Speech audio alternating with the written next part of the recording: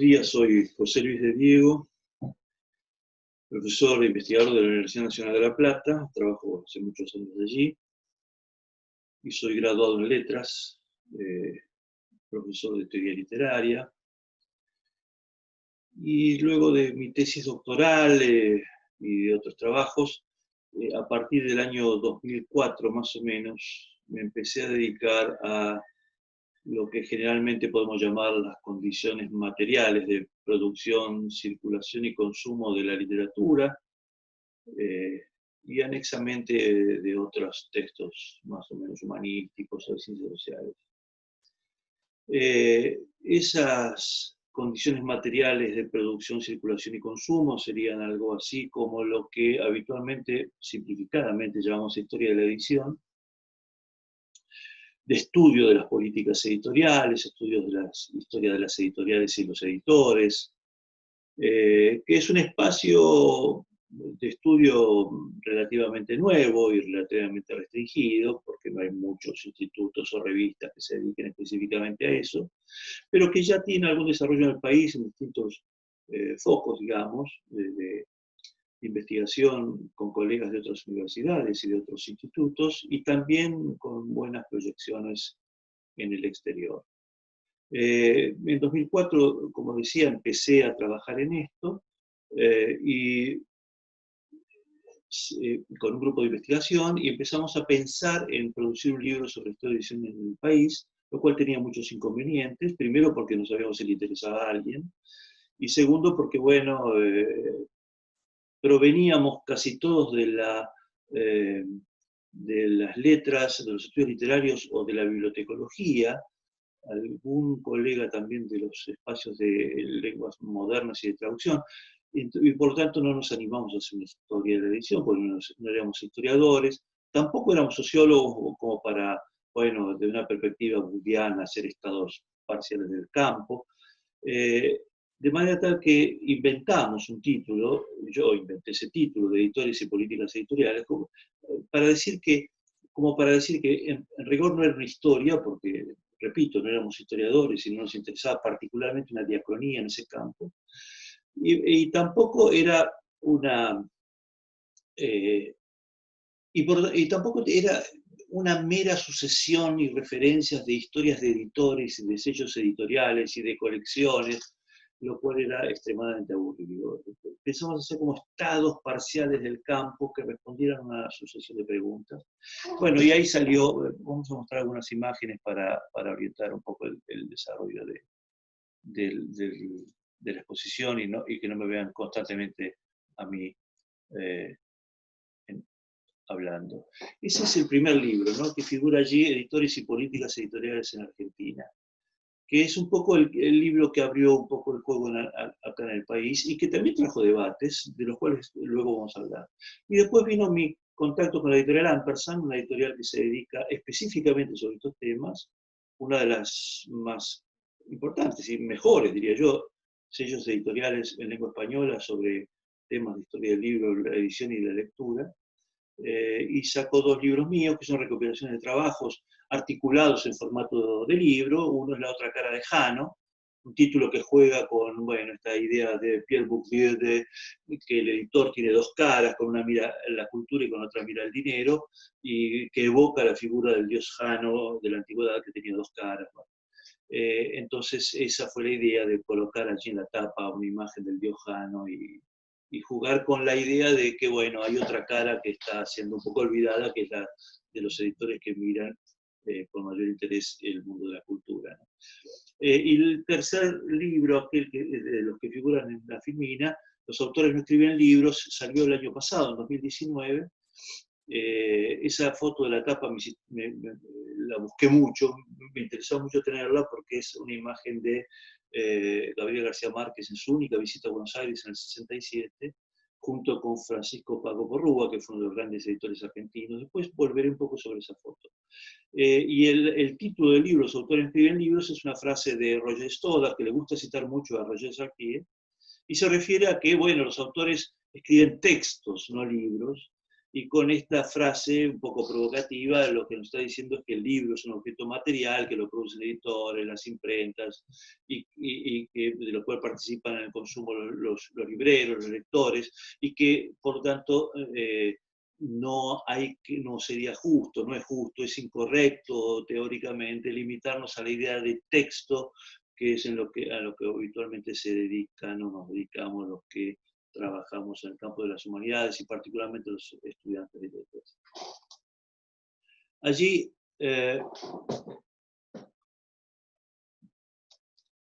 vamos a la segunda imagen. Esta imagen la voy a saltear porque, bueno, es el modo en que periodizamos ese libro original.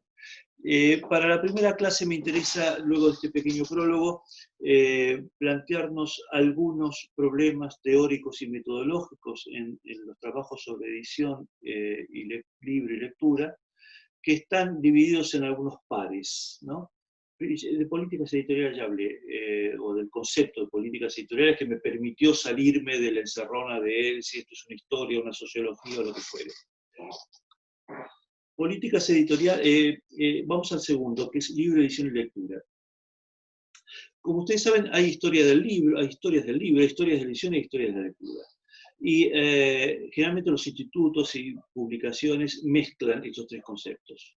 Y los tres conceptos están muchas veces solapados y requieren a veces pensarlos separadamente para después pensar a su vez cómo integrarlos. Cuando los principales referentes de la historia de la edición han reflexionado sobre estos problemas, colocan generalmente la historia del libro en el principio de esa génesis, ¿no? De esa génesis disciplinaria, podríamos decir. Aquí querría citar dos textos. Uno es de Robert Darnton, que es de 1982, que es la historia del libro, What is History of Books. Se publicó en el 82 originariamente, después lo publicó, después volvió sobre ese trabajo muchos años después, y lo publicó en Argentina en español la revista Prismas de la Universidad de Quilmes. Aparece en El beso de la pureza. Bueno, ahí están las referencias bibliográficas. ¿Qué dice Darnton en el 82? Dice algunas cosas que a mí me interesan particularmente. Llama a esos estudios historia cultural y social de la comunicación impresa. Es decir, que por un lado deja de lado lo que podríamos llamar la historia de la literatura oral, se ocupa específicamente del libro, y sitúa casi todos los ejemplos en su siglo, podríamos decir el siglo de Darnton, el siglo XVII, que ha sido su principal objeto de estudio. Pero me interesa que cuando hace una reflexión sobre los agentes o actores del mundo editorial, que menciona a autores, editores, impresores, transportistas, libreros y lectores, dice algo en el campo de la lectura que a mí me llamó mucha atención. Voy a citar dos frases muy breves de Darnton. Una es: a pesar de la ingente literatura sobre psicología, fenomenología, sociología y los propios textos, la lectura sigue siendo un misterio. Y más adelante dice: por su propia naturaleza, la historia de los libros, perdón, esta no es la parte, y antes dice: en el circuito que siguen los libros, la lectura sigue siendo la etapa más difícil de investigar. Es decir, que en la serie o secuencia libro, edición y lectura, Darnton se detiene en libro y edición como si ese fuera su objeto y no se anima a dar el paso siguiente a la lectura.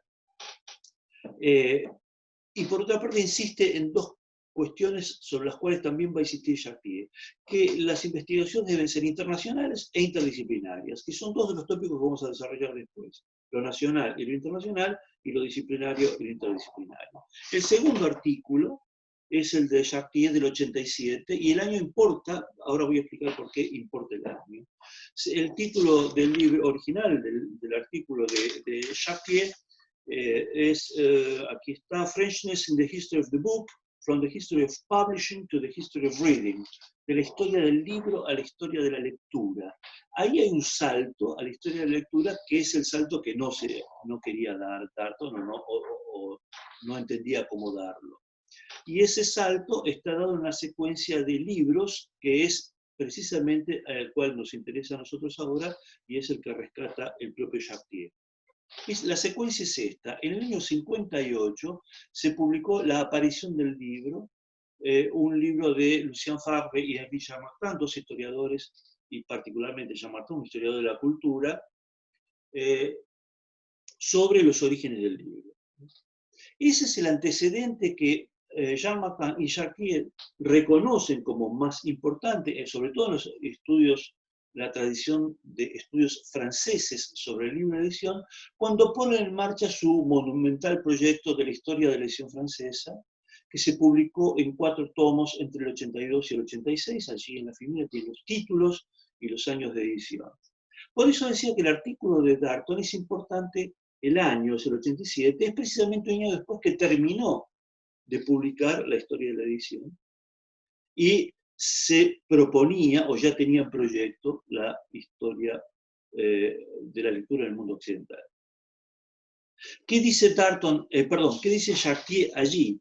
Insiste en que, en primer lugar, hay una especie de sesgo autocrítico en pensar que los franceses han hecho historias de la edición muy francesas y que hay que dar el salto hacia estudios que vayan más allá de las fronteras de lo nacional, y debe insistirse en su carácter interdisciplinario porque hay que integrar estudios de la historia de la cultura con estudios de la sociología, de la teoría literaria, de la bibliotecnia y la bibliotecología, de los estudios de la educación o de la lectura en el campo de la educación, etcétera, etcétera. Y el carácter autocrítico de Darton también, de Chartier, perdón, tiene que ver con, dice Chartier, acentuamos excesivamente las variables cuantitativas. Es decir, que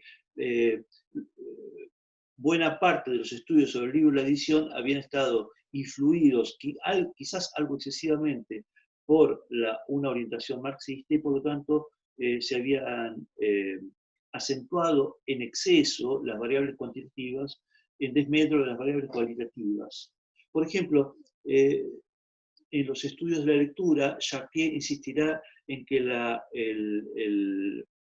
variable de clase es una variable importante, pero hay que combinarla con otras. Por ejemplo, con lo urbano y lo rural, porque había mucho más, un porcentaje de alfabetización mucho mayor en las ciudades que en el campo, y en las variables de género, porque estaban mucho más alfabetizados los varones que las mujeres. Entonces, combinar clase, género, espacio geocultural, enriquece la perspectiva de análisis y saca a la historia de la cultura de una encerrona cuantitativa o cuantitativista, si podríamos llamarlo de esa manera.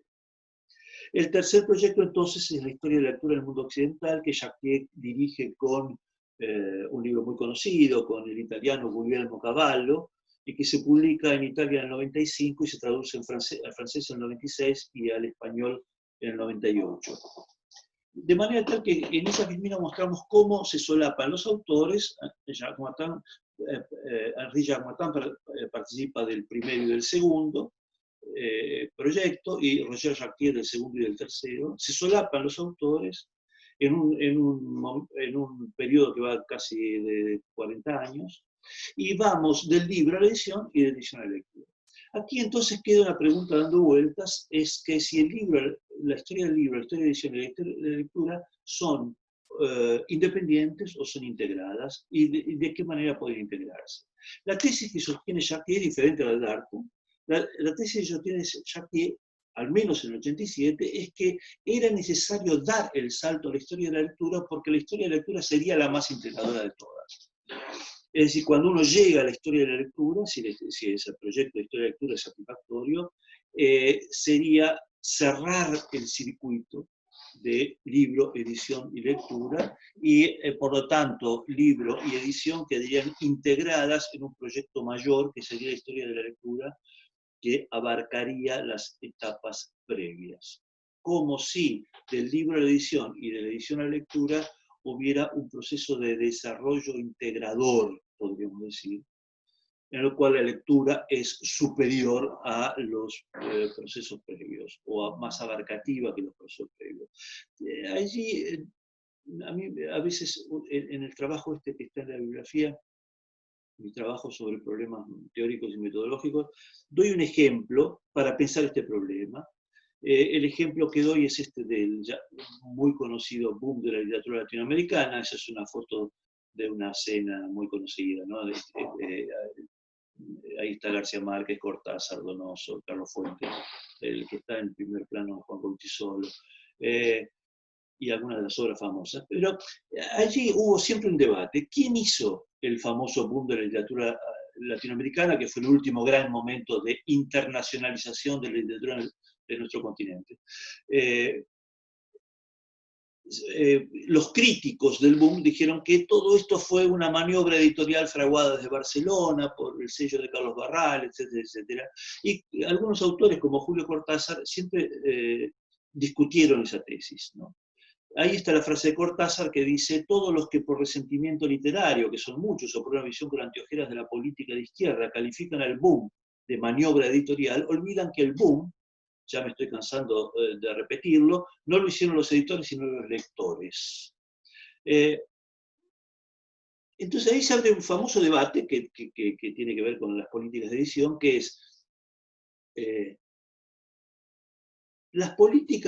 ¿son las políticas editoriales las que determinan los hábitos de lectura, o son los lectores los que van determinando las políticas de edición? Ahí hay una dialéctica. Todos sabemos que hay editores que apuntan sobre una demanda, editan sobre la base de una demanda existente, y otros que arriesgan capital económico, a veces capital simbólico, en publicar autores que no tienen un público y que crean nuevos públicos, y a su vez editores que están muy atentos a las demandas de los lectores, por lo tanto los lectores generan políticas de edición. Esa dialéctica, no hay una cosa que explique la otra, y podemos decir que la historia de edición focaliza más en las políticas de los editores, y la historia de la lectura focaliza más en la demanda de los lectores, pero no creo que sean excluyentes, y más bien son integradas. Quiero decir que no estoy demasiado de acuerdo con la tesis de Jacques Thiers de que la historia de la lectura sería la más integradora de todas. Y quizás este ejemplo que di sirva para, no sé si para resolver, pero sí para pensar ese problema que me interesa particularmente. Ahora vamos al segundo tópico, nacional e internacional.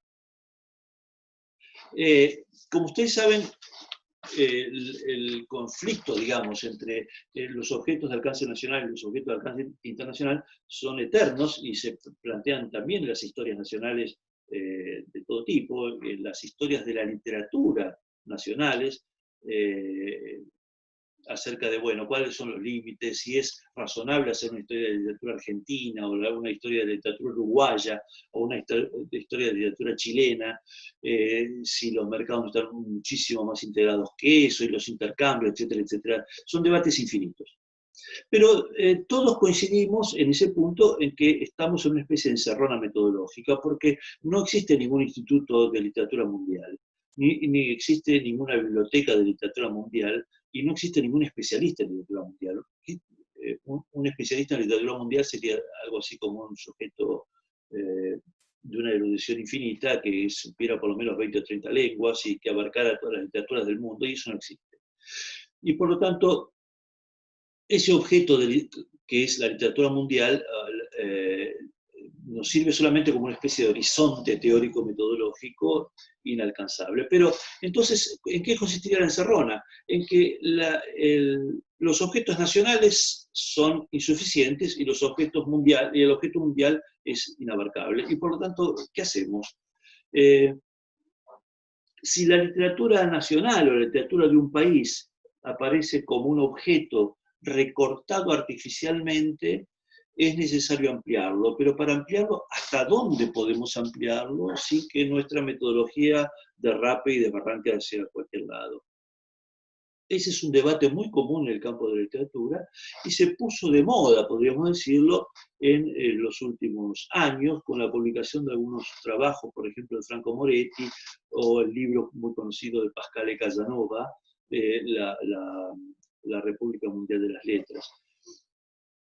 Y esos libros, como suele ocurrir en muchas disciplinas, periódicamente abren debates. En este campo el debate se remonta a la famosa carta de Goethe a Eckermann, cuando empieza a hablar de la Weltliteratur, de la literatura del mundo. El concepto de literatura mundial es un concepto que está sujeto repetidas veces a críticas, ¿no? De manera tal que volvemos sobre ese problema. ¿Cómo se resuelve la encerrona?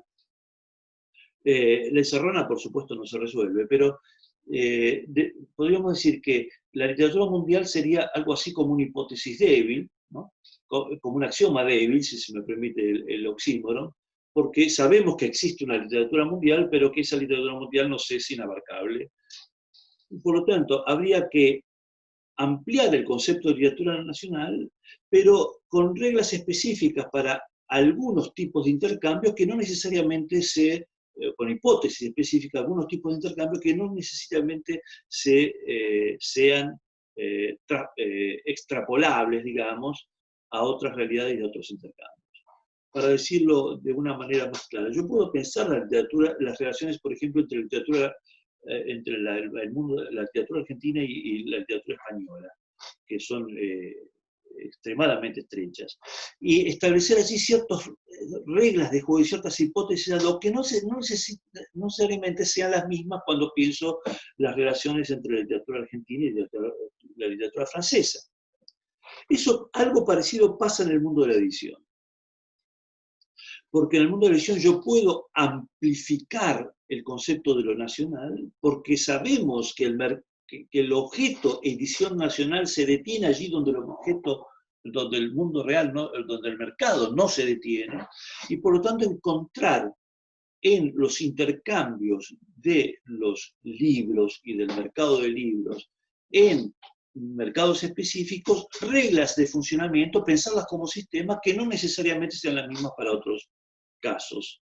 De manera tal que el concepto de edición o una historia de la edición mundial nos puede servir como referencia para pensar reglas de juego generales que se aplican en ciertos contextos y en otros contextos se aplican de manera diferente.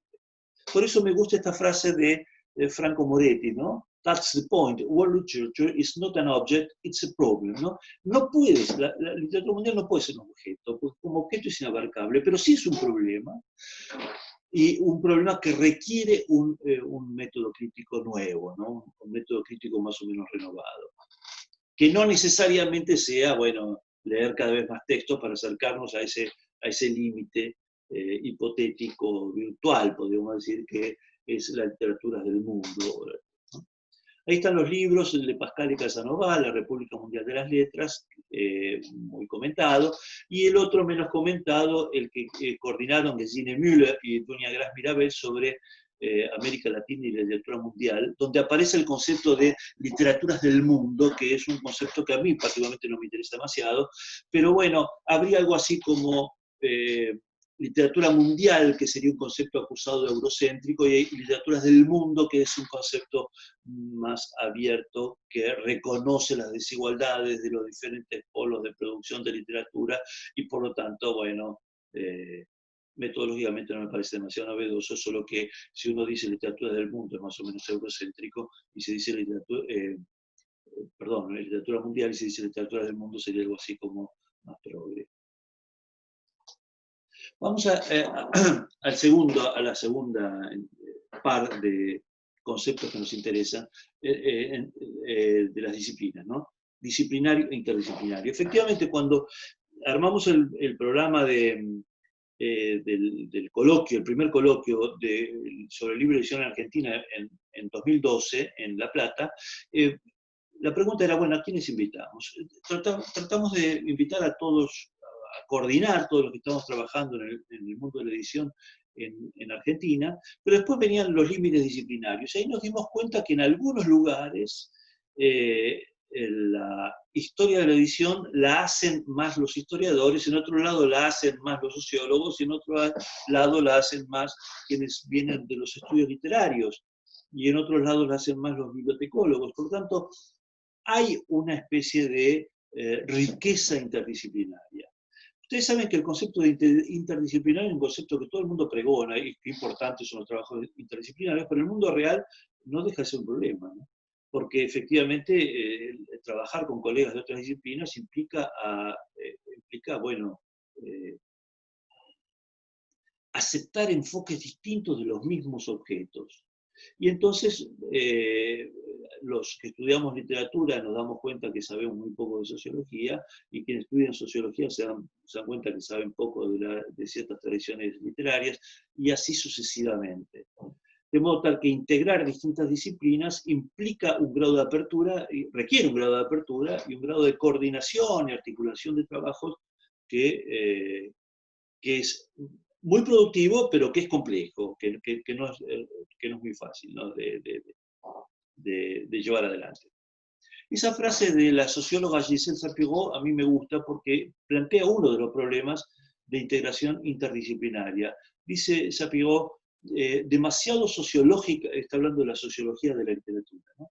Demasiado sociológica para los literatos y demasiado literaria para los sociólogos, afiliada en algunos países a la literatura y en otros a la sociología, sufre de una ausencia de institucionalización que contrasta con la riqueza de los trabajos producidos en su ámbito desde hace medio siglo. Efectivamente, ¿qué es esto de ausencia de institucionalización? Que bueno, quienes estudiamos, por ejemplo, historia de la edición en las carreras de letras, pensémoslo en términos de institucionalización, somos una especie de hermanos menores que tenemos un objeto poco relevante, y lo mismo le pasa a los sociólogos que hacen sociología de la edición o a los historiadores que hacen historia de la edición en los congresos de historia o en los congresos de sociología. Son como pequeñas mesas allí, medio laterales, medio marginales. Estos son los raros que estudian esta cosa de la edición. De modo tal que efectivamente tenemos una podemos decir una institucionalización débil, quizás porque se trata de disciplinas con pocos investigadores y porque son relativamente nuevas, y eso hace que el concepto de lo disciplinario sea un concepto difícil de instalar, ¿no? En el campo de los estudios de la historia de la cultura orientada a la edición y el libro. Hay también algunas cosas que me interesan en ese punto que dice Pierre Bourdieu en su famoso libro Homo Academicus, ¿no? Dice, hay ciertas escrituras, las escrituras disciplinarias son distintas, ¿no? Por ejemplo, pareciera ser que hay la escritura de los sociólogos que se funda más en una jerga más cercana a los requerimientos de las ciencias, y por lo tanto producen cierto tipo de prosa más consistente desde el punto de vista teórico, pero que resulta más aburrida en la lectura, contra los que provenimos de los estudios literarios, que producimos textos quizás más atractivos o mejor escritos, pero que desde el punto de vista teórico derrapan rápidamente hacia el ensayismo, la opinión, y son poco consistentes. Entonces, esos dos, podríamos pensar que son como lugares comunes, que no siempre tienen que ver con la realidad, pero esos lugares comunes, ustedes saben que son muy frecuentes en nuestros ámbitos disciplinarios, y que son problemas con los cuales debemos enfrentarnos. De modo tal que, orientados hacia la interdisciplina, somos investigadores que provenimos, como en nuestro caso, de los estudios literarios, y tenemos que leer a Bourdieu, que es sociólogo, a Chartier, que es historiador, o a Darton, que es historiador, y así sucesivamente, abrir nuestro campo disciplinario y trabajar en zonas que a veces son muy complejas para para la investigación, y constantemente requerimos de la interdisciplina, es decir, el contacto con colegas de otras disciplinas para resolver problemas de la producción de conocimiento en nuestros campos. Acá mencioné la EDIRED, porque la EDIRED es una red que se puso en marcha desde España, ¿no? Que es muy activa, es el portal sobre historia de la edición moderna más importante en lengua española. Allí pueden visitarlo si quieren. Ya se han subido 718 semblanzas sobre editores y editoriales, y hay 88 entrevistas subidas a grandes editores. De esos, de Argentina hemos producido 60 semblanzas y 13 entrevistas. que las pueden consultar. Pero me refiero a la EDIRED en relación con el problema de la disciplina y de la interdisciplina, porque quienes construimos EDIRED, colegas españoles y de otros países, casi todos provenimos de los estudios literarios y de la historia y de la literatura sobre todo, y por lo tanto hemos construido una red cuyo criterio es los editores editoriales de libros de literatura y no necesariamente de otras disciplinas. Sí, también en parte de las ciencias sociales y humanas, pero no, por ejemplo, de la edición de libros de medicina, de derecho o de autoayuda. Es decir, que es una red que ha recortado su objeto más hacia los libros de literatura. Digo esto porque probablemente si una red parecida se hubiera montado quizás en Francia, hubiera tenido una proyección disciplinaria diferente que a la que tiene EDIRED, que fue montada sobre todo en España, donde la tradición de los estudios sobre edición proviene más de los estudios literarios. Vamos ahora al último capítulo, el de lo cuantitativo y lo cualitativo, o las variables cuantitativas y las variables cualitativas en nuestros estudios.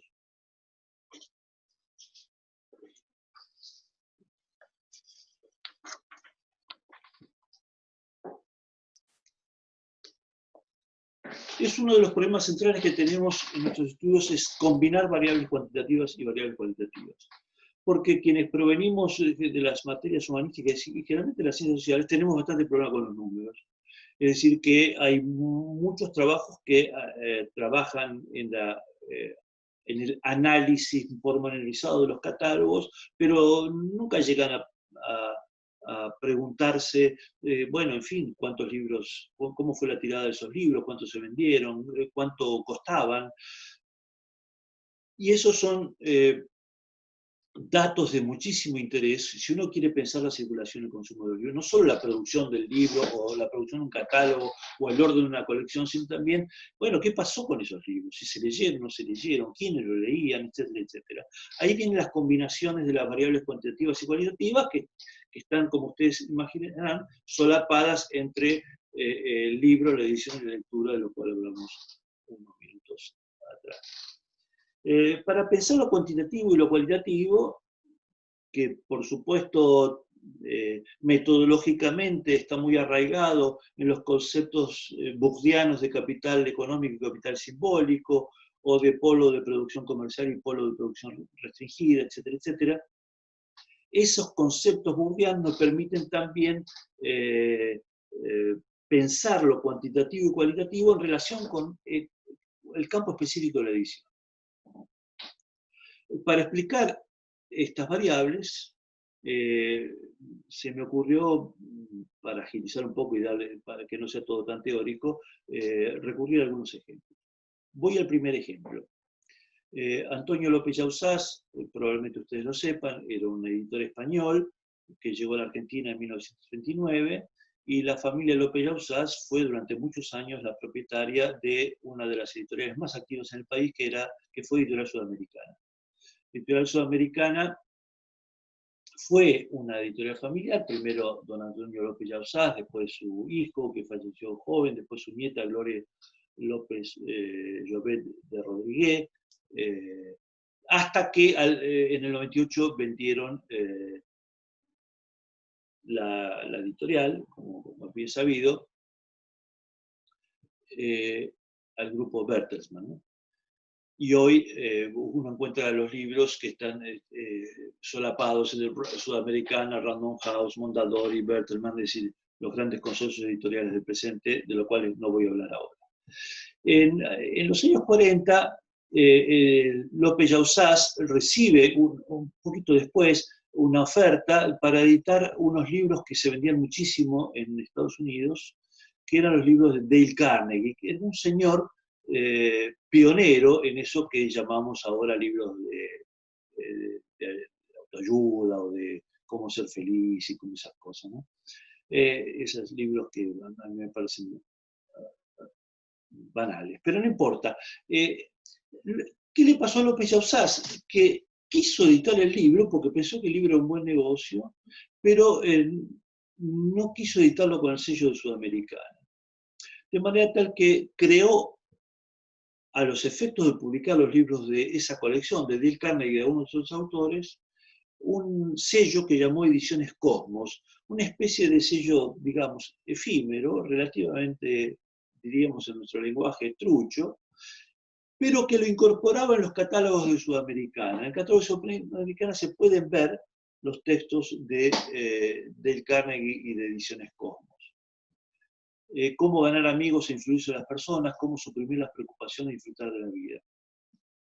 Pero lo interesante de esto, podríamos decirlo en términos burdianos, que quiso ganar capital económico, pero no arriesgar capital simbólico. Por tanto, le puso un nombre que no sea Sudamericana, porque no le parecían textos que eran, en fin, que iban a bajar el nivel o el prestigio de la editorial sudamericana. Pero pasó el tiempo y le pareció a López Yausás, esto lo dice su nieta en un libro, que estaba engañando a los lectores, o había tomado una política equívoca, y finalmente edita los nuevos títulos con el sello de Sudamericana y con el sello de DASA, que era la subsidiaria de Sudamericana en España.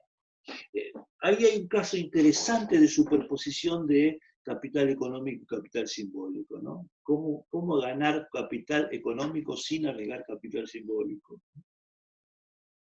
El segundo ejemplo es la librería de Ateneo. La librería de Ateneo se fundó en 1912 por un inmigrante español, don Pedro García, y bueno, como ustedes saben, tuvo una extensa trayectoria hasta que la familia, presionada, digamos, por los grandes consorcios del libro y la edición, vende la editorial Ateneo al grupo ILSA, que es un grupo que también compró la cadena de librerías Jenny, ¿no? Y el sitio Temática. Ahí es interesante, es aquello que Bourdieu llama de cómo capitales heterónomos se han ido apropiando, ¿no? Ahí, porque ILSA es un grupo básicamente de petrolero, ¿no? De manera tal que entra, como dice Bourdieu, al campo de la cultura como si fuera un caballo de Troya, etc. La nieta, quien vende el Ateneo a ILSA, es la nieta de Pedro García, Adriana Hidalgo, y con el dinero de la venta del Ateneo funda un sello independiente con su nombre, Adriana Hidalgo, que ha desarrollado un catálogo interesantísimo, es una de las mejores editoras independientes en Argentina. Ahí tiene otro ejemplo interesante, porque pareciera ser que todo el ciclo cierra, ¿no? Del mercado del libro. Una vieja librería y editorial fundada por inmigrantes españoles a principios del siglo, que no puede soportar el asedio de los grandes grupos, tiene que vender a los grandes grupos y con el dinero lo recicla como una editorial prestigiosa, emergente, que entra a jugar en un circuito distinto al de los grandes grupos, ¿no? Ahí también interesan esas cosas de cómo se construye el prestigio, ¿no? Está todo el tema de las transacciones, que es lo que podríamos llamar los temas de variables cuantitativas, y además el tema de cómo se construye capital simbólico y prestigio, resignando capital económico. El tercer caso que quería plantear es el de Paco Porrúa, ¿no? Paco Porrúa fue uno de los grandes editores argentinos, y ahí tienen la imagen que comentaba hoy con García Márquez en el 67, la única vez que vino García Márquez al país, después no volvió nunca más a la Argentina. Sobre eso hay hipótesis que no voy a desarrollar ahora. Y la editorial Minotauro. Porrúa trabajaba para Sudamericana, pero en acuerdo con la gente de Sudamericana funda la editorial Minotauro, que fue la editorial más importante en lengua española hasta el día de hoy, dedicada al género ciencia ficción. El primer título se publicó en el 55, fue Crónicas Marcianas de Ray Bradbury, publicada con prólogo de Jorge Luis Borges y traducción del propio Porrúa. Porrúa, para traducir, generalmente utilizaba pseudónimos. Una de las novedades del sello Minotauro fue las portadas abstractas, que no tienen ni marcianos, ni cohetes, ni cosas raras que tenían las publicaciones pulp de la ciencia ficción hasta entonces, ¿no? Minotauro tenía portadas abstractas y estupendas, ¿no? En muchos casos. Pues bien, agobiado por la dictadura y por los problemas económicos, Porrúa se va de la Argentina en el 77 y lleva su sello Minotauro a Barcelona, y allí se da cuenta que había un escritor sudafricano que no había sido traducido todavía al español, o sea, había sido traducido por Fabril en libros de circulación muy pequeña, y traduce el primer tomo del Señor de los Anillos de Tolkien en el 77, y bueno, ustedes saben lo que llegó a vender la saga de Tolkien. Fíjense ustedes que Porrúa vende a Planeta Minotauro justo en el mismo año, ya estaba viejo Porrúa también, en el mismo año que se estrena la primera película de la saga dirigida por Peter Jackson. O sea, fíjense ustedes hasta qué punto un editor cultural puede producir además grandes textos de venta, ¿no? Y el último caso que quería plantearles es de Sigrid Kaus y Pedro del Carril. MC era una editorial argentina, es una editorial argentina de mucho prestigio, pero después de su venta a Planeta a principios del año 2000 ha perdido muchísimo visibilidad y prestigio. Fue la editora de Borges y de Bioy Casares, entre otros grandes escritores. Pues bien, Pedro, el Planeta pertenecía a la familia del Carril, y esa familia del Carril vende a Planeta el sello en el año 2000. Con el dinero, algo parecido a lo que hizo Adrián Hidalgo, con el dinero fundaron un nuevo sello y se radicaron también en España. El sello se llama Salamandra, y a ese sello le llegó una oferta de una novela escrita por una ignota escritora inglesa, dirigida a público joven.